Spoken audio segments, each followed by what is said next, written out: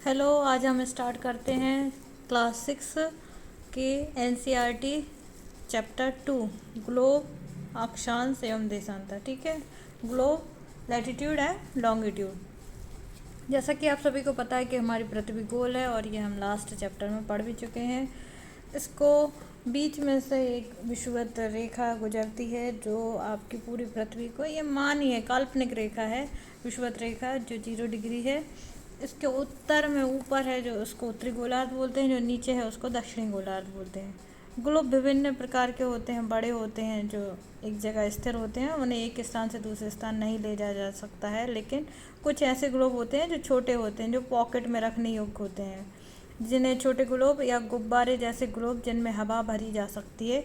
ये ग्लोब स्थिर नहीं होते हैं, उसी प्रकार इन्हें घुमाया जा सकता है, जैसे कुम्हार का पहिया या लट्टू घूमता है।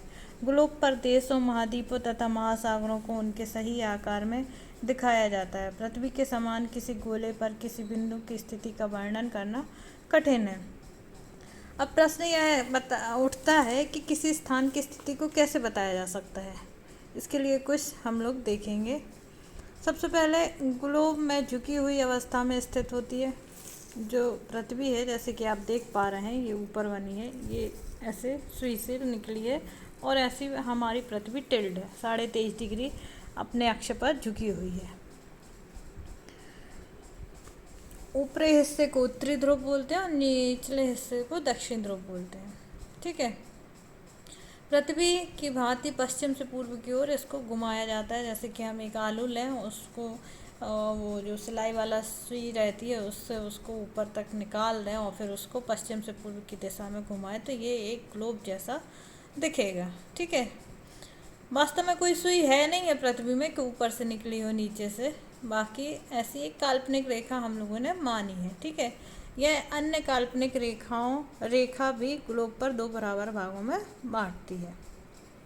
इसे विषुवत वृत्त कहा जाता है। ये देखिए, ये है विषुवत वृत्त, ये बीच में, ये यहाँ पे। ठीक है, और इसके ऊपर में उत्तर और नीचे में दक्षिणी ध्रुव है।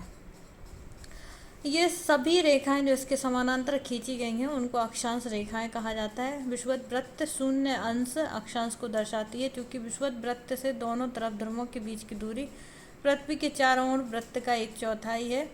मतलब 360 का पूरा वृत्त होता है, उसका 1/4 जो है आपका उत्तरी ध्रुव है और 1/4 दक्षिणी ध्रुव है। कैसे?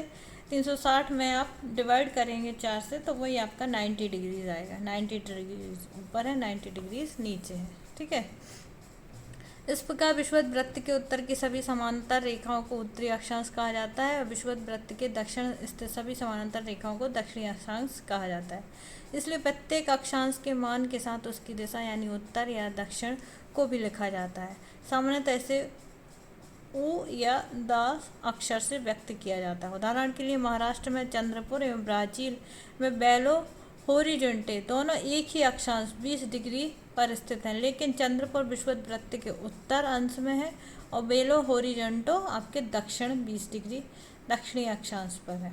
इसलिए हम कहते हैं कि चंद्रपुर 20 डिग्री उत्तरी अक्षांश पर तथा बेलो होरिजोंटो 20 डिग्री दक्षिणी अक्षांश पर स्थित है।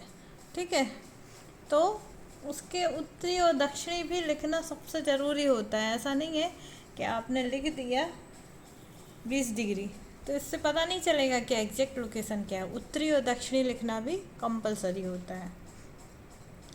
महत्वपूर्ण अक्षांश जो है आपकी विषुवत वृत्त, जो आपकी भूमध्य रेखा है, भूमध्य रेखीय वृत्त है, वो आपका 0 डिग्री है। फिर आपके उत्तरी में 90 डिग्री पे उत्तरी ध्रुव है तथा 90 डिग्री दक्षिणी में दक्षिणी ध्रुव है। इसके अतिरिक्त और भी महत्वपूर्ण अक्षांश रेखाएं हैं, जैसे कि उत्तर में है कर्क रेखा 23.5 डिग्री, दक्षिण में है मकर रेखा 23.5 डिग्री। विषुवत वृत्त के 66.5 डिग्री उत्तर में उत्तर ध्रुव वृत्त कहते हैं और विषुवत रेखा के दक्षिण में 66.5 डिग्री दक्षिण में दक्षिणी ध्रुव वृत्त है।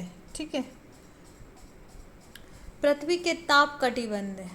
ठीक है, कर्क रेखा एवं मकर रेखा के बीच सभी अक्षांशों पर सूर्य वर्ष में एक बार दोपहर में सिर के ठीक ऊपर होता है, इसलिए इस क्षेत्र में सबसे अधिक ऊष्मा प्राप्त होती है तथा इसे उष्ण कटिबंध कहा जाता है। ठीक है, कर्क रेखा और मकर रेखा के बीच में कर्क रेखा तथा मकर रेखा के बाद किसी भी अक्षांश पर दोपहर का समय कभी भी सिर के ऊपर नहीं होता है। ध्रुव की तरफ सूर्य की किरणें तिरछी होती जाती हैं। इस प्रकार उत्तरी गोलार्ध में कर्क रेखा एवं उत्तर ध्रुव वृत्त तथा दक्षिणी गोलार्ध में मकर रेखा एवं दक्षिणी ध्रुव वृत्त के बीच वाले क्षेत्र का तापमान मध्यम रहता है, इसलिए इन्हें शीतोष्ण कटिबंध कहा जाता है। जैसे कि ये टॉर्च आपको दिख रही है, इसका सीधा प्रकाश पड़ेगा तो अब तेज रोशनी आएगी।